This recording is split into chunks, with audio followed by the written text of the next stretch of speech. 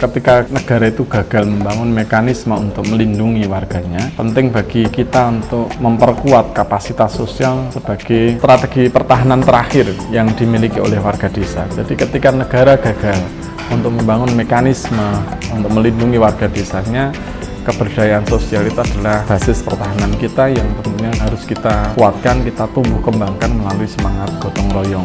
Karena saya terbatas, Anda terbatas, kita semua terbatas, maka kita harus bersama-sama mengatasi keterbatasan itu. Hulu bis kuntul baris, gitu. Panjang umur perjuangan. Desa bicara. Desa bicara. Desa bicara. Desa bicara. Selamat sore kawan-kawan dari Desa Bicara. Perkenalkan, saya Wahyudi Anggurhadi, Kepala Desa Panguharjo, Kecamatan Sewon, Kabupaten Bantul, Daerah Istimewa Yogyakarta. Senang sekali kesempatan sore hari ini bisa berbagi cerita di platform Desa Bicara.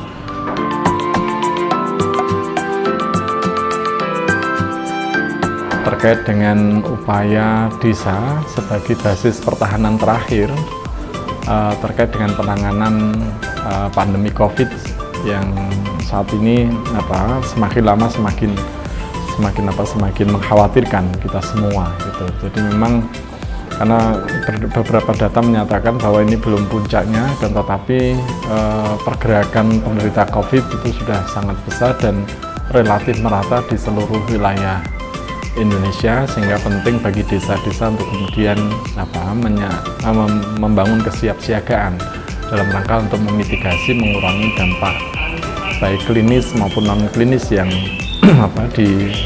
bakal dihadapi oleh warga masyarakat desa kita. Terkait dengan beberapa hal yang sudah dilakukan oleh pemerintah desa bersama warga desa Panguharjo.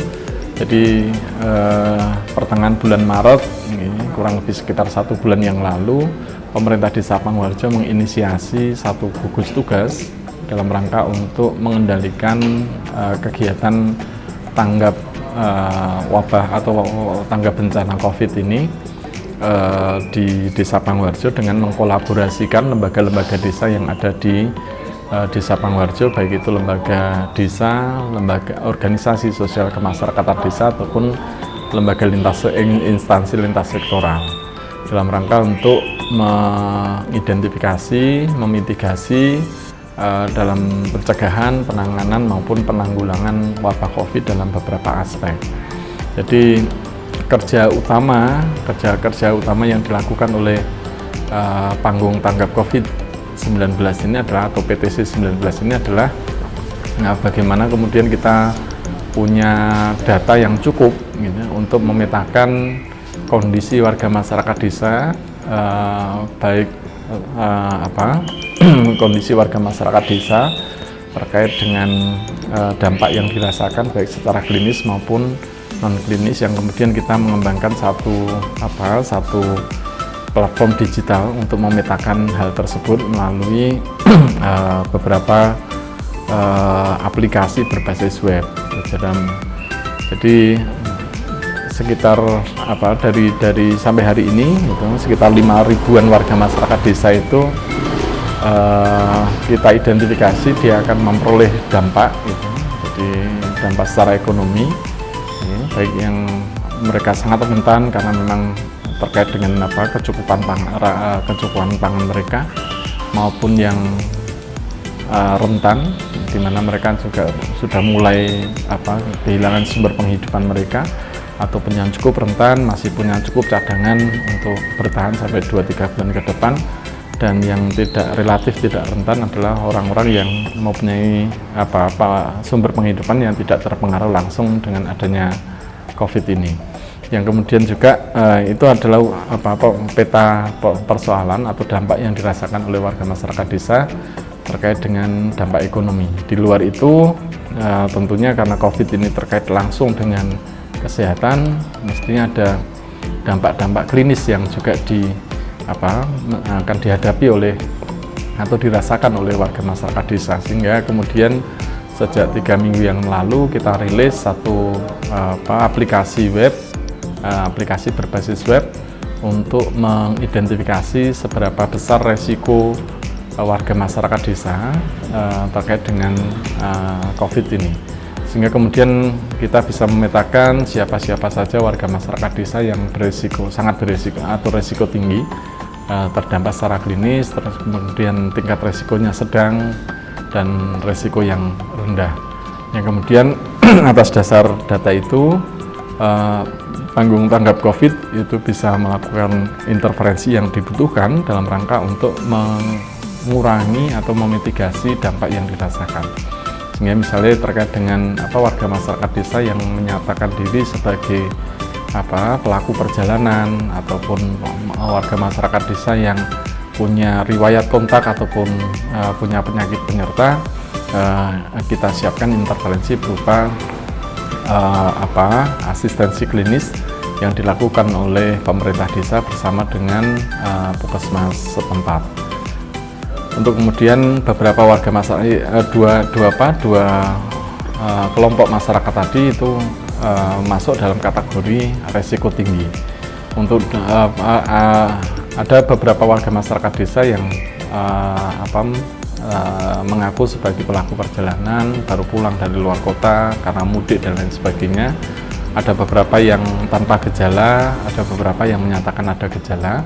Nah, orang-orang yang semacam ini adalah orang-orang yang kemudian kita identifikasi mempunyai resiko sedang untuk terinfeksi COVID ini, yang kemudian kita lakukan monitoring kesehatan harian, monitoring klinis dengan cara senantiasa memonitor terkait dengan perkembangan kesehatan mereka. Terus kemudian ada warga masyarakat desa dan alhamdulillah itu menjadi kelompok terbesar, hampir sekitar 95% dari warga masyarakat yang melaporkan diri. Itu lebih dari 95%, mungkin lebih dari 95% yang melaporkan diri berada dalam kondisi yang sehat dan mereka cukup kita berikan berupa edukasi bagaimana menjaga kesehatan diri dan lingkungan agar terhindar dari infeksi COVID ini. Ini adalah upaya-upaya kita untuk memitigasi dampak klinis yang bisa jadi akan dirasakan oleh warga masyarakat desa Pangungharjo. Terus kemudian terkait dengan mitigasi secara ekonomi, beberapa hal sudah kita siapkan, bahkan beberapa hal sudah kita lakukan untuk memitigasi dampak ekonomi bagi kelompok masyarakat yang sangat rentan, di mana mereka tidak memiliki jaminan sosial apapun itu dan mereka terancam rawan pangan. Sejak seminggu yang lalu kita sudah mendistribusikan lebih dari 1.000 paket, jadi ada sekitar 1.500-an yang paket yang sudah kita kirimkan kepada sekitar sebagian dari warga masyarakat yang sangat rentan dan mereka tidak memiliki jaminan sosial apapun. Jadi hanya tinggal kurang lebih sekitar 40% atau 30% lah, lebih 30% warga masyarakat yang sangat rentan tadi yang belum terjamah oleh bantuan pangan yang kita siapkan untuk memitigasi terkait dengan resiko rawan pangan itu. Terus kemudian juga untuk mitigasi intervensi yang kita siapkan untuk memitigasi bagi warga masyarakat yang mengalami kerentanan, ya, jadi masuk dalam kategori rentan yang kehilangan sumber penghidupan ekonominya karena pekerjaannya itu harus terhenti karena terdampak langsung dengan adanya pandemi COVID itu, atau yang mereka kehilangan pekerjaan mereka itu karena dirumahkan dan lain sebagainya. Itu kemudian akan kita laksanakan padat karya tunai desa dalam rangka untuk memberikan kesempatan kerja baru bagi warga masyarakat desa yang sementara ini kehilangan sumber penghidupan ekonominya. Terus kemudian mitigasi ekonomi yang kita lakukan yang ketiga adalah upaya kita untuk menjaga stabilitas pasokan komoditas primer, baik berupa komoditas pangan ataupun komoditas yang dibutuhkan oleh menopang kehidupan sehari-hari warga masyarakat desa melalui satu platform e-commerce yang kita sebut sebagai pasardesa.id dalam rangka untuk menjembatani kebutuhan warga masyarakat desa yang sementara ini mereka harus menerapkan tetap tinggal di rumah, social distancing, pembatasan aktivitas sosial, yang kemudian mereka untuk memperoleh kebutuhan pokok mereka itu relatif agak terhambat karena adanya pandemi COVID. Termasuk juga pasar desa itu adalah dalam rangka untuk membantu terjualnya atau barang-barang persediaan yang sementara ini masih tersimpan di toko ataupun warung warga masyarakat desa yang dalam beberapa bulan terakhir ini mengalami penurunan penjualan karena memang mereka terdampak langsung oleh adanya pandemi COVID ini, sehingga kita hanya menjadi menjembatani antara kebutuhan warga masyarakat desa untuk mencukupkan kebutuhan pokok mereka ataupun kebutuhan keseharian mereka dengan barang-barang persediaan yang sementara ini masih berada di warga masyarakat desa, yang kemudian harapannya cadangan ekonomi yang digunakan atau perputaran ekonomi yang ada di memperlambat putaran ekonomi agar itu tetap ada di desa gitu. Jangan sampai kemudian cadangan ekonomi yang sudah sedemikian tipis dimiliki oleh warga masyarakat desa itu harus keluar dari desa mereka, sehingga harapannya dengan perputaran berputarnya uang di desa, di dalam desa itu meningkatkan nilai manfaat atas uang yang atau cadangan ekonomi yang sudah semakin menipis. Kira-kira sih itu beberapa hal. Dan satu hal lagi yang saya kira penting adalah bagaimana desa juga harus menyiapkan peranata sosial baru dalam rangka untuk memitigasi dampak sosial, karena dengan adanya pandemi COVID ini banyak sekali aktivitas sosial yang dalam kondisi normal itu tidak kemudian bisa kita laksanakan dalam situasi darurat semacam ini. Jadi misalnya terkait dengan aktivitas keagamaan, terkait dengan aktivitas sosial, misalnya adanya perkumpulan-perkumpulan di tingkat RT, perdukuhan ataupun di dasawisma, PKK dan lain sebagainya, kegiatan-kegiatan posyandu, PAUD dan lain sebagainya, termasuk juga terkait dengan penerimaan tamu, terkait dengan beberapa kegiatan sosial, misalnya pemakaman, terkait dengan kegiatan hajatan dan lain sebagainya, yang dalam situasi normal itu sudah bisa berjalan sebagaimana mestinya. Dalam situasi darurat ini penting untuk kemudian dibuat satu peranata sosial atau aturan baru untuk mengatur relasi sosial yang ada di warga masyarakat desa.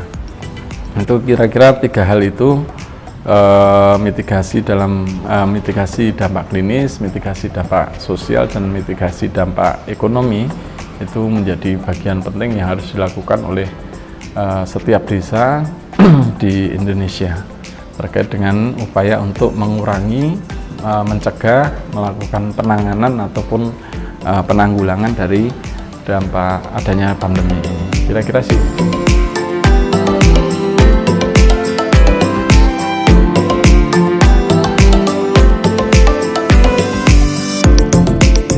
Jadi di APBDes reguler sendiri sebenarnya kita sudah mencadangkan untuk kegiatan tanggap darurat, tetapi nilainya relatif kecil, hanya sekitar 30-an juta rupiah. Sehingga kemudian dalam seminggu terakhir ini kita sudah mengidentifikasi beberapa atau banyak kegiatan yang tidak mungkin kita laksanakan karena adanya pandemi ini. Jadi misalnya kegiatan-kegiatan yang terkait dengan melibatkan orang banyak, berupa pelatihan, berupa kemudian adanya kegiatan sosialisasi, kegiatan peningkatan kapasitas dan lain sebagainya. Jadi yang sekiranya tidak mungkin kita lakukan itu langsung kita drop untuk kemudian direalokasi untuk mencukupkan kegiatan-kegiatan untuk tanggap darurat ini. Sehingga saat ini di APBDes perubahan yang akan kita ajukan dalam 1-2 hari ke depan ke BPD ini itu ada anggaran sekitar 1,2 sampai 1,4 miliar yang akan kita gunakan untuk memitigasi atau mendukung kegiatan-kegiatan baik dalam pencegahan, penanganan ataupun penanggulangan dari dampak COVID ini. Terus sebenarnya secara normatif sebenarnya pemerintah desa itu bisa menerbitkan peraturan lurah desa untuk memberikan landasan hukum bagi kegiatan-kegiatan yang sementara ini harus kita realokasi untuk kegiatan-kegiatan yang lain. Itu untuk peraturan lurah desa sudah kita terbitkan, tinggal teknis entry di sistem keuangan desa yang kemudian dalam 1-2 hari ke depan harusnya sudah bisa kita belanjakan untuk kegiatan atau mendukung melanjutkan kegiatan tanggap COVID-19 ini yang sementara ini kita lakukan masih menggunakan dana yang didonasikan oleh warga masyarakat desa yang pada sampai dengan hari ini ada sekitar 90-an juta lebih, baik berupa uang maupun barang yang didonasikan oleh banyak pihak untuk mendukung kerja-kerja dari satuan tugas ini.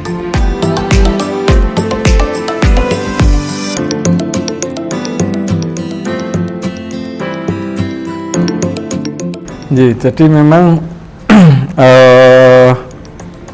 agak menjadi ya bukan menjadi persoalan, tetapi menjadi ada satu hal yang cukup rumit yang akan dihadapi oleh desa-desa terkait dengan kriteria siapa saja yang berhak untuk memperoleh itu, termasuk juga sinkronisasi dengan beberapa program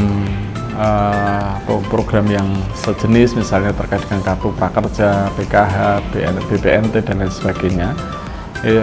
Bagi desa-desa yang tidak memiliki basis data yang cukup. Akan tetapi kalau misalnya desa-desa itu sudah mempunyai basis data yang cukup, mestinya masih ada 1, 2, 3 warga masyarakat desa yang sebenarnya berhak atas perlindungan dari negara, tetapi tidak mempunyai perlindungan yang layak karena terkait dengan kesalahan data dan lain sebagainya.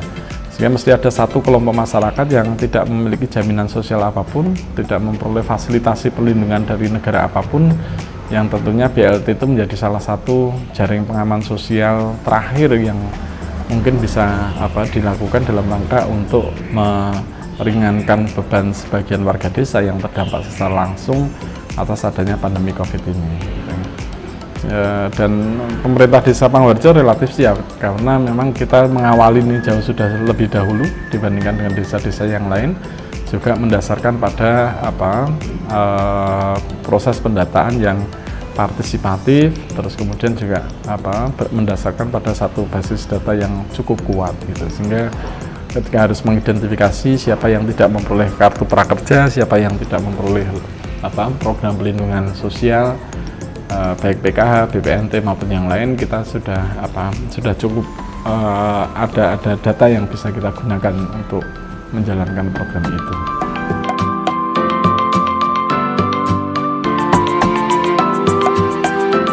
Ya, jadi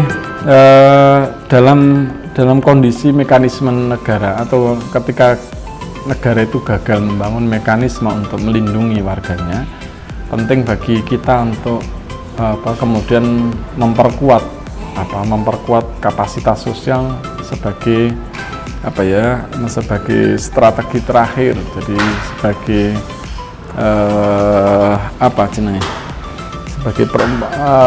strategi pertahanan terakhir yang dimiliki oleh warga desa. Jadi ketika negara gagal untuk membangun mekanisme untuk melindungi warga desanya, keberdayaan sosial itu adalah basis pertahanan kita yang tentunya harus kita kuatkan, kita tumbuh kembangkan melalui semangat gotong royong. Jadi gotong royong itu dalam konteks sosial kita maknai sebagai kekeluargaan, dalam konteks ekonomi adalah kerjasama, dan dalam konteks politik itu adalah musyawarah. Karena saya terbatas, Anda terbatas, kita semua terbatas, maka kita harus bersama-sama mengatasi keterbatasan itu. Hulu bis kuntul baris, gitu, itu makna dari semangat yang kita coba gelorakan untuk bersama-sama mengatasi keterbatasan kita masing-masing. Panjang umur perjuangan.